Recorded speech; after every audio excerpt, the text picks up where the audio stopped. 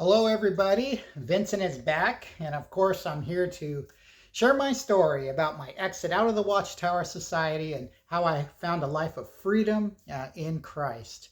And I am so excited to share this entire journey from my exit from the Watchtower to where I am today. Well, what are we going to talk about today? Well, we're going to continue on with the Truman Show, part 2. Yes, last video we talked about some of the things that I did and the way I felt about things in the Watchtower Society. And, like I said, a lot of it, most things are not important once you leave the Watchtower Society, but these things were good for me to reflect upon so that I can find out who I really was. And that person that I am today was the same person there in the Watchtower Society. And so I was so happy to reflect on these things and realize that the person that I am, was not lost to some high controlled religion. And, all of these things there's nothing earth shattering about anything I have to say. Again, these are just personal reflections that I had once I left the Watchtower Society. Well, today we're going to share a few more things. And like I said in the last video, I mean, for the most part, uh, all of you that are watching this video are the first people to know all of the things that I was thinking and all of the things that I did. It wasn't just true of one or two things. Everything that I'm sharing in the last video and in this video are pretty much new to anyone. Most people have never known what was going through my mind when I was in the Watchtower Society. Well, let's get started with a few more things. Again, these things are funny. It doesn't matter how serious they are. I mean, there are some things that are somewhat serious, but we're not in the game anymore, so it's no big deal. Well, let's talk about the publisher record card.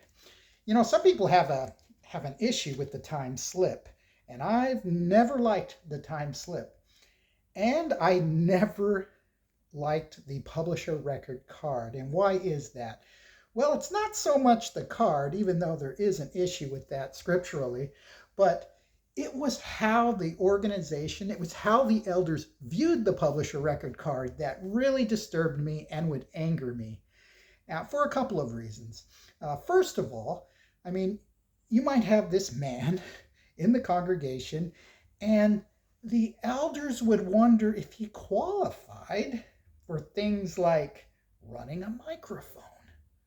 And of course, you would be sitting there at an elders meeting, and an elder might ask the secretary, well, what does the publisher record card say? How many hours does he have? And it might be 3 or 4, and then the elders start talking about how, oh, we're going to have to talk to him, maybe encourage him a little bit more so he can have these privileges of running a microphone. Okay, that was always irritating to me, things such as this.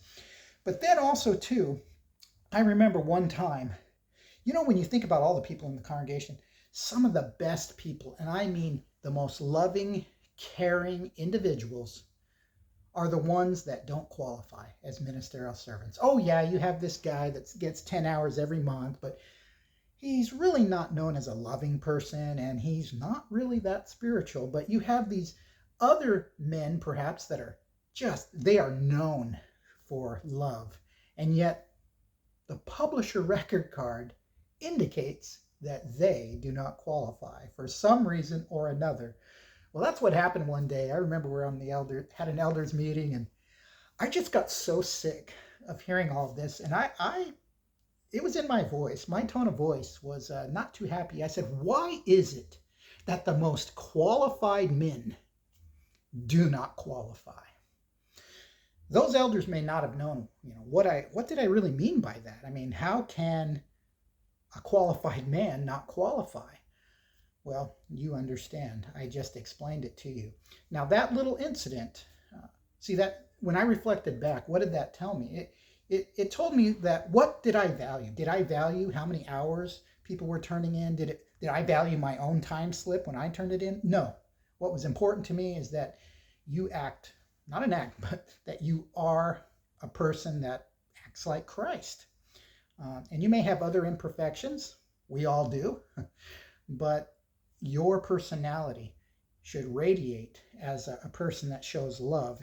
And so that was my frustration, is that you had so many men qualify because of that publisher record card, but the best people could never qualify.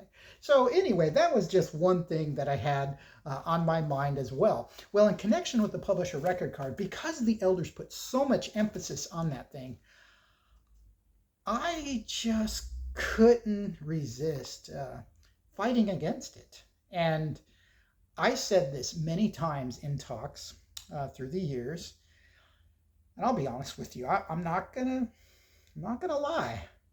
I purposely like to say things that crawl under the skin of many of these elders, and at the same time, while it may really bother them, they could never argue against it because it was based on the scriptures.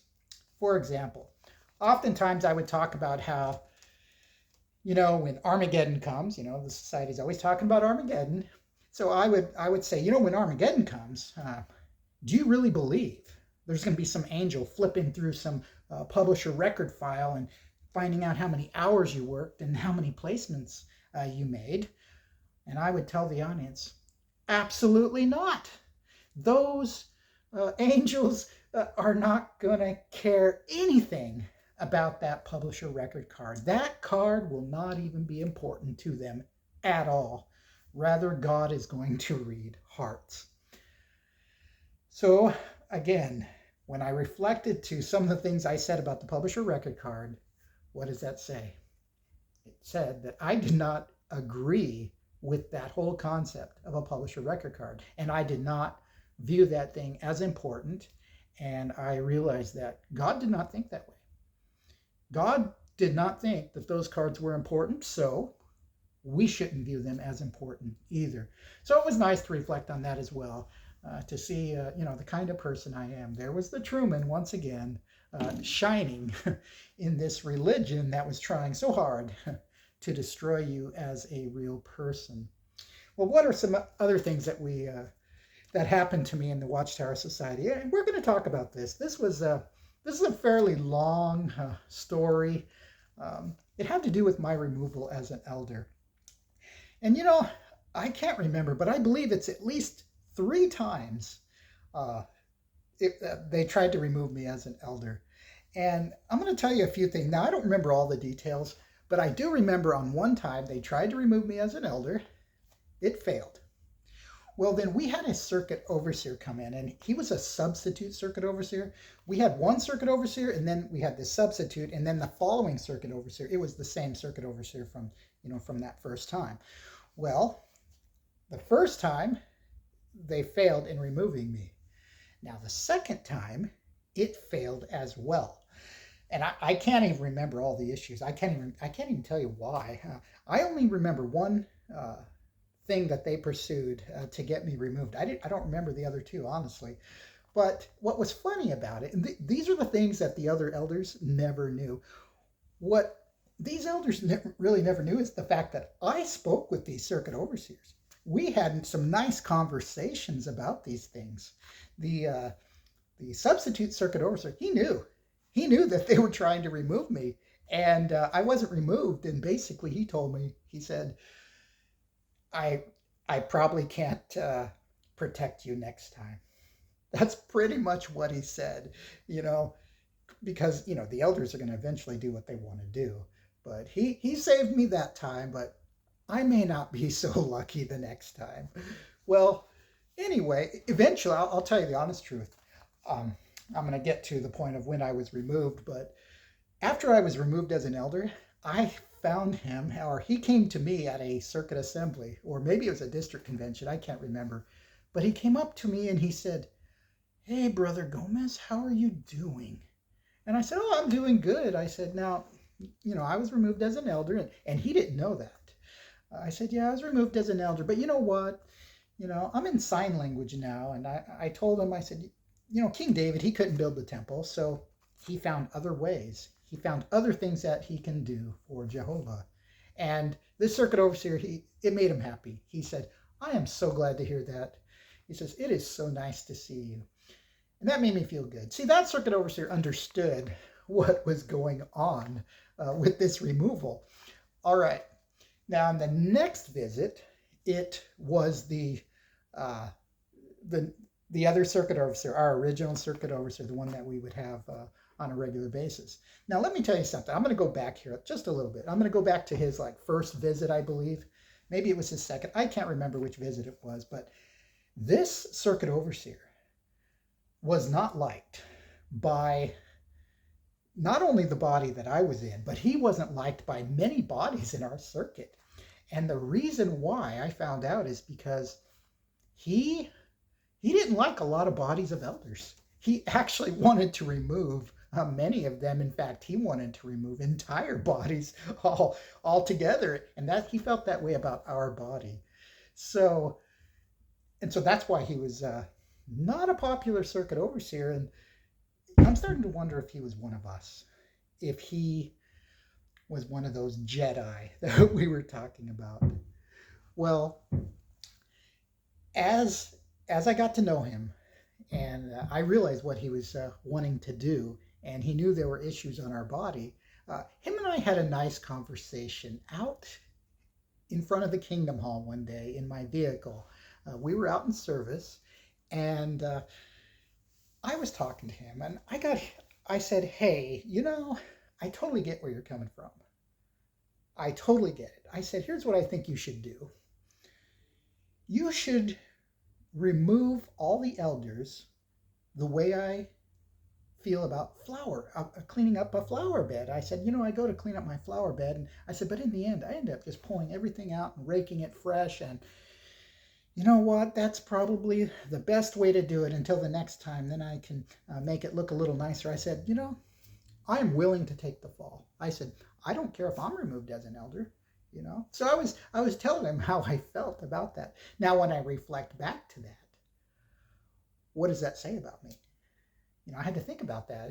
I didn't care if I wasn't an elder. I just got so sick and tired of all of the nonsense and the garbage going on in this elder body. I basically told him, hey, remove me, remove everybody. I don't care. I just wanted him to know that I understood how he was thinking about this matter.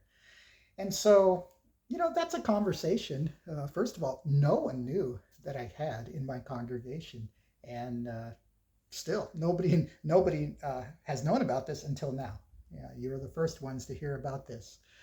So him and I, we had some understanding between each other. Well, now let's go back to his final visit when I was removed as an elder. The elders tried to get me removed because I'm going to be honest with you. My son, he got into trouble in school. I think it had to do with stealing something. So I was a good witness. I talked to the elders about it because I thought, I should talk to the elders about this. Since I'm an elder, I wanted to be open and honest about what he did. So I went to an elder's house, and my wife at that time, we went there and discussed what he had done. Well, after that is when they wanted to remove me because I was not a good parent. I was not a good father. I have a child here that is a bad example. So how did this all go down? Well, this is what was funny. And this is really what I wanted to share, because this is the point where, no, I did not leave the organization. And this was shortly before I went to sign language, but you can tell that something was building up in me. I was just a little ways away from even thinking about leaving the organization. I didn't know that at the time. I didn't realize, what was going on in my mind completely. But here's what happened. We met in the elders' room, and by the way, this was sort of an ambush meeting. I've had several ambush meetings where they say, hey, Brother Gomez, we're going to have an elders meeting back here. And so I go to the elders meeting, and sure enough, it's about me. I didn't know that. So they said I needed to meet in the back room with all of these elders. And so what they did, this was before the circuit overseer came, they began to ask me if I studied with my son. And I said, well, yes and no. And then they asked, well, do you study a book with your son? And I said, well, no. I said, I've never studied books with my kids. I said, no.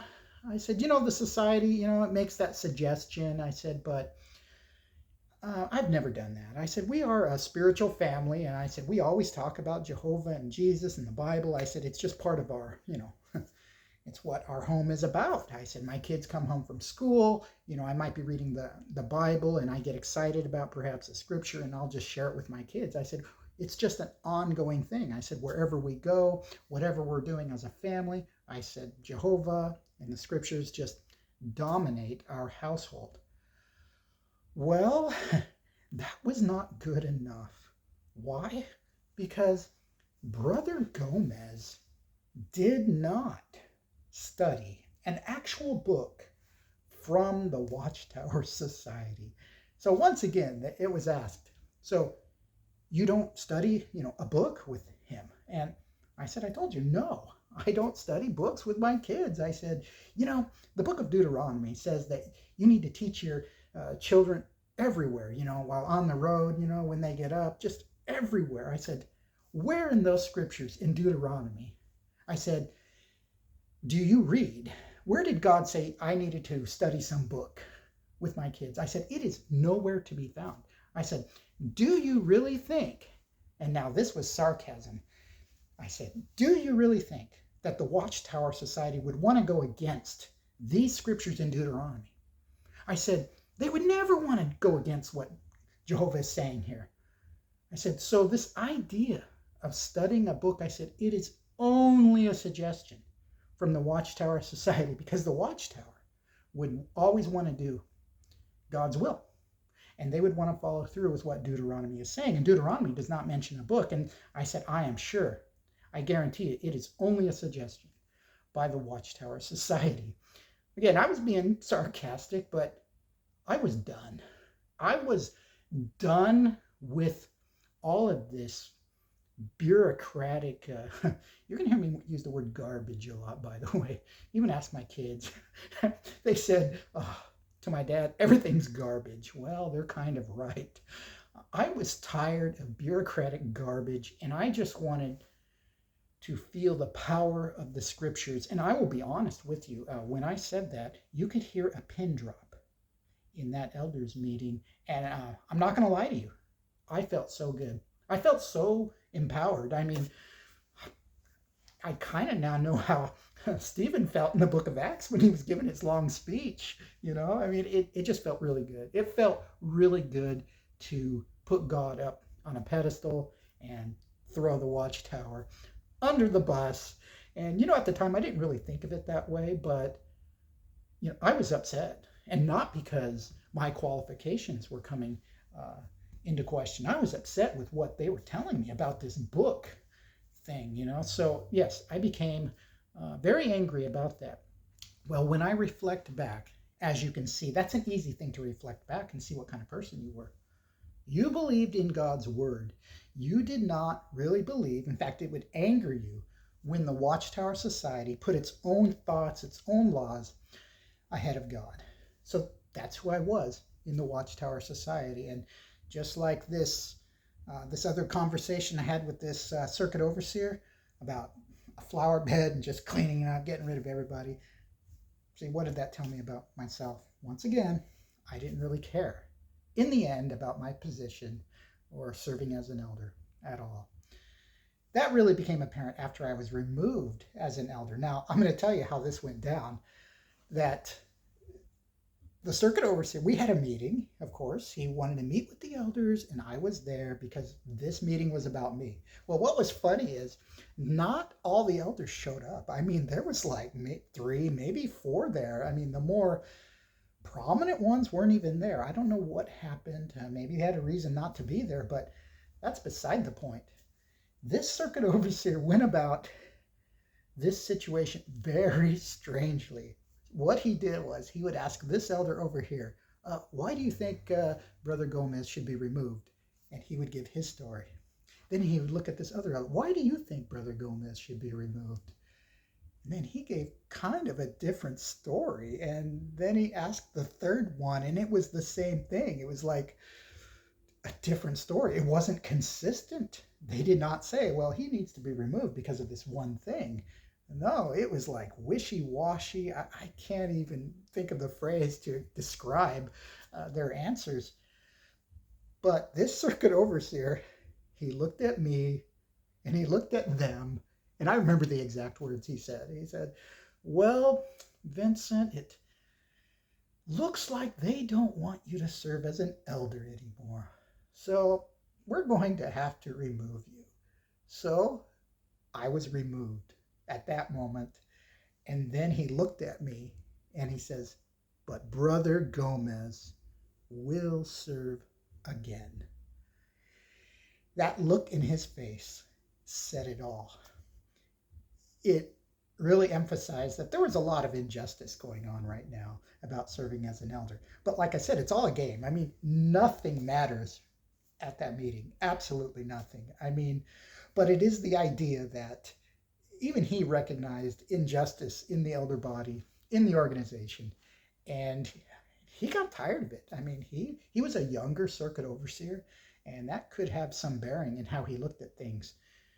He was really tired of all this. I mean, that was pretty much pretty apparent by the way he handled that and the way our conversation went outside of the Kingdom Hall. So I was removed.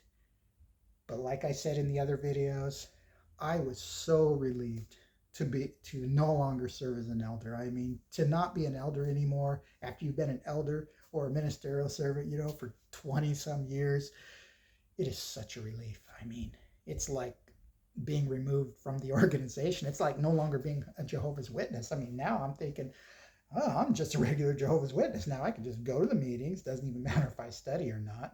And I can just highlight my watchtower, you know, and, you know, look like I studied it. And, you know, so, I mean, life outside of being an elder is very easy, you know, in the Watchtower Society. I mean, compared to being an elder anyway. So I reflect back to that whole situation, and once again, I see the true man that existed in the Watchtower Society, and I am the same person. I have the same disposition. I can't tolerate, you know, that type of garbage in life. No, I love God. You know, I love the scriptures, and nothing has changed. That was the person I was, and that is the person I am today. Well, something else happened, something a little bit more serious, but in the end, I know it hurts people and it's wrong, but, you know, now that we're out, we just got to look back and reflect upon it.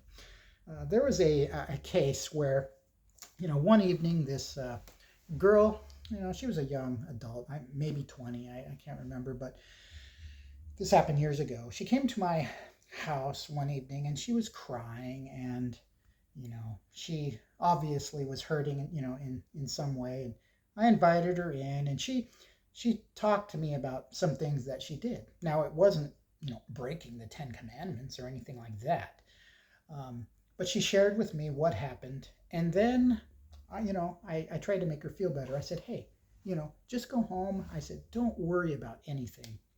Just go home and we're going to take care of this. I said, this is all going to be all done. I mean, you're going to move on, you know, here in a couple of days. I said, don't even worry about it. Just go home, get some sleep. And, you know, she, when she was leaving, she actually had a smile on her face. I was very happy to see that. And she just went her way. Well, of course, as an elder, I had to go back and I had to tell the elders about whatever happened. Well, you notice I have a lot of well. That's a warning sign of what I'm going to say next. Well, we went into the elders meeting and I shared what happened. Well, I don't need to go into detail. Here is what happened in the end. There was a strong personality, an authoritarian type elder. And, you know, when it comes to the dynamics of an elder body, a lot of it has to do with these strong personalities. I mean, you may have a body of 8 men, but if you have 2 men that are just authoritarian bullies. I mean, they will mow everyone down because let's say you have two or three older ones, who, like I said, they're retired in their head as elders. They don't even count with the body. They get ran over on everything. So what happened was uh, one of these individuals, and then of course it spread to another individual, that they believed that this girl should be publicly reproved. And I'm thinking to myself, there is no way. I mean, why are you doing this? Well, she was publicly reproved. And that just angered me. I mean, how can you do this? I'm thinking, what right do you think you have? It wasn't that kind of a situation. I mean, even from a watchtower view, but the watchtower gives the elders certain freedoms in regards to these kinds of things. But what happened is after she was publicly reproved, then the dad was very angry, very upset, very hurt that this would happen. And I mean, who wouldn't be? I mean, if somebody did that to my kid, I would be coming after them. Well, I felt so bad about this because, seeing that happen, that just wasn't my nature. So one evening, without asking the elders, of course, I went to this person's house because I viewed him as my friend. And, that's another story, He didn't realize how much I appreciated him as a person. Very unique man. He always treated me really good. But there was some stuff that happened that, total, misunderstandings and lies. And anyway, it pretty much almost ruined, or did ruin, what I thought could have been a good friendship.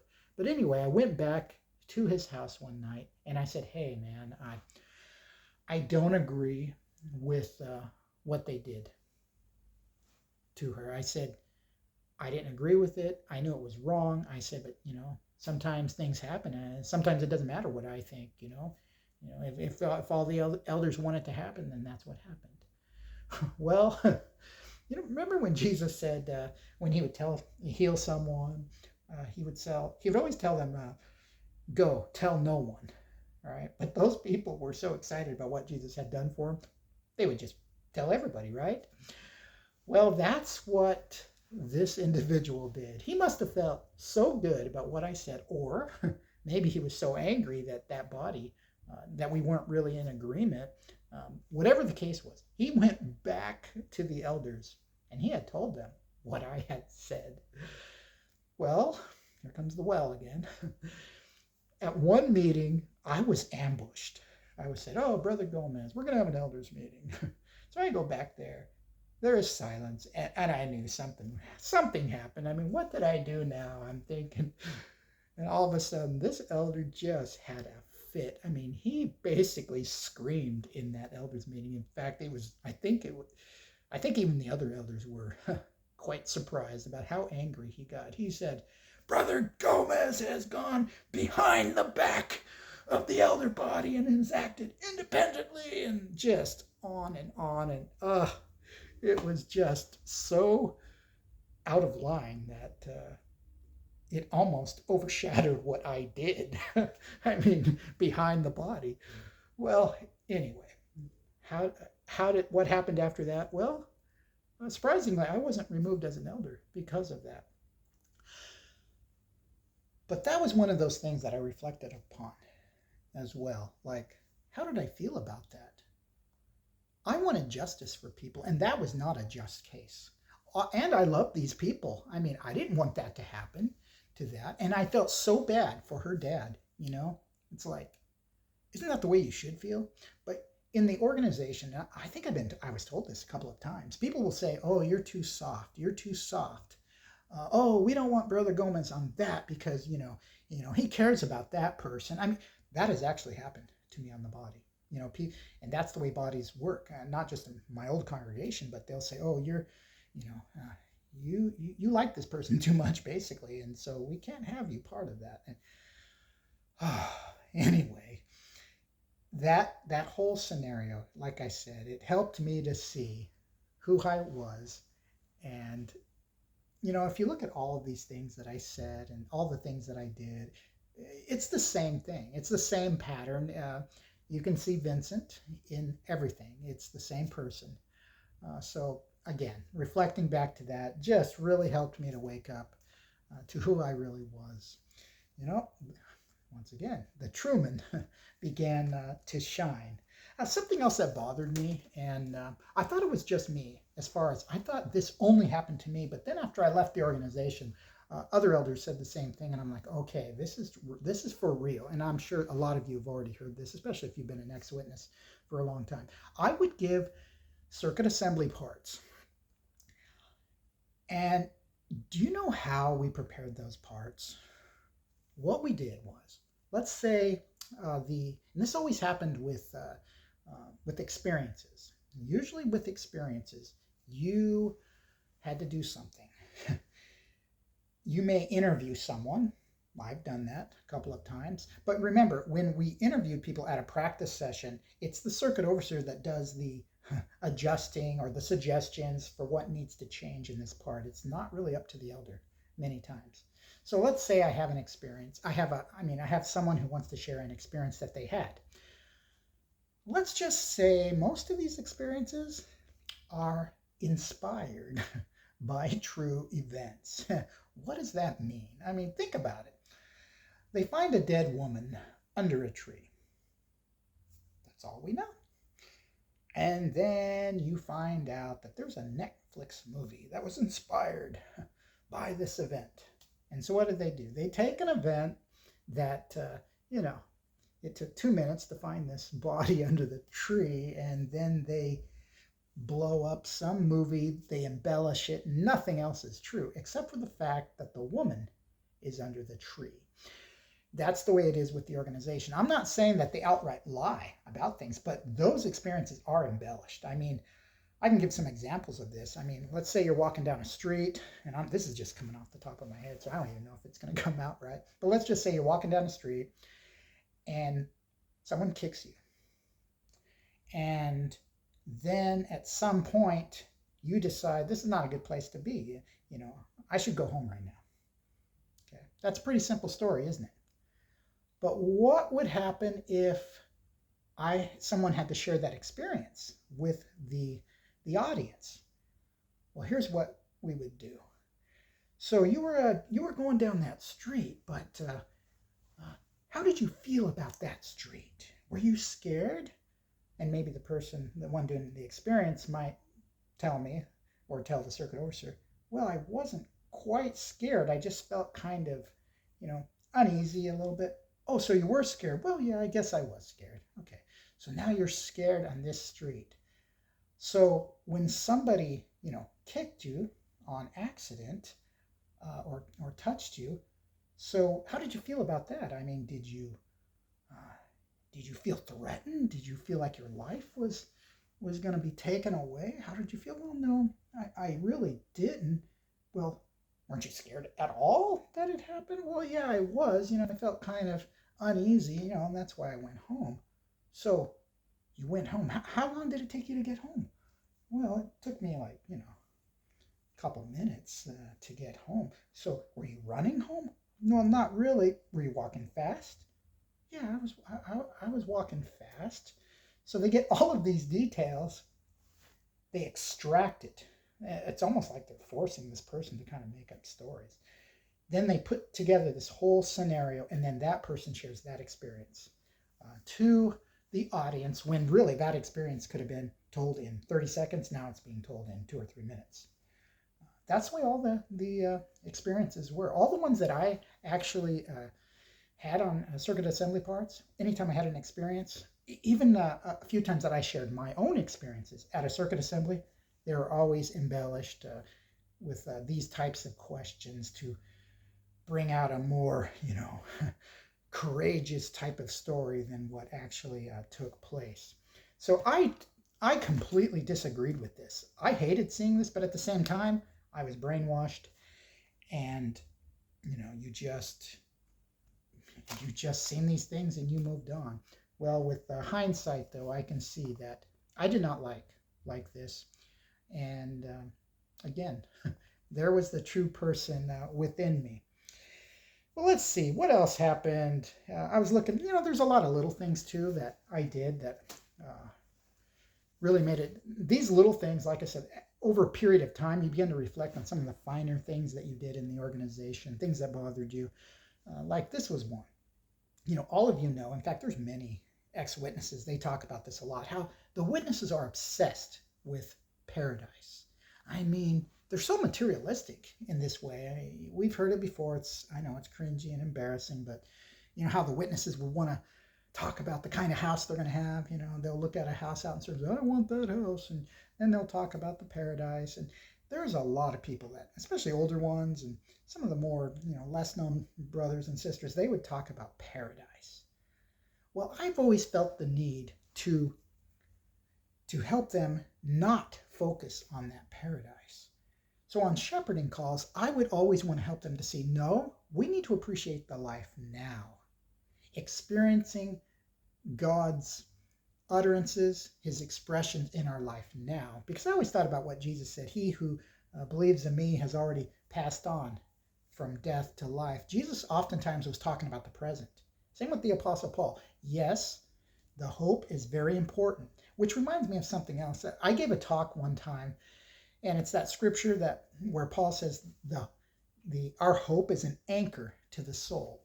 And the question I raised in my talk was, when you're on a ship, how often do you think about the anchor?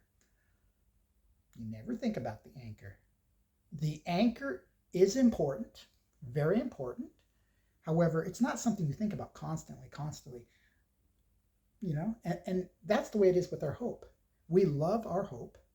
The Apostle Paul does talk about that hope. He even talks about how all creation is groaning and wants to be set free. We have a hope. But when you read the scriptures, you can see that the Apostle Paul and Jesus Christ did not constantly focus on that future event.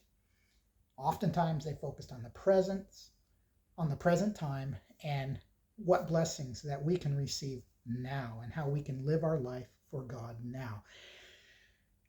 And that's, again, I looked at that and I began to see what was important to me. What was important to me was serving God in my mind, in my heart, in my mind, and I wanted everyone else to experience that and not just constantly looking forward to the future because you have problems now.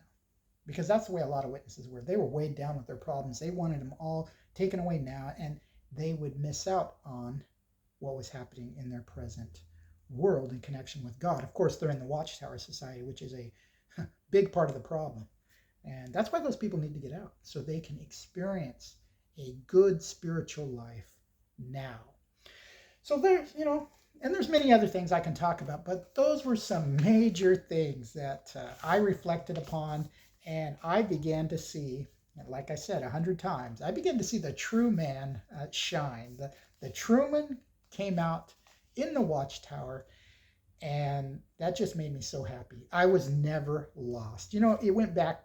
Do you remember I mentioned, I think maybe it was in my second video, that I went to a counselor just because someone suggested, you need to go to a counselor because you've been a witness all your life. And that counselor said, no, you don't. You don't need a counselor because I think you know who you are. You were never really a witness. And she said, you need to stop saying that you were a witness because you never were. That's not who you were. Well, I didn't understand really what she meant as far as, I hadn't reflected on anything in my past.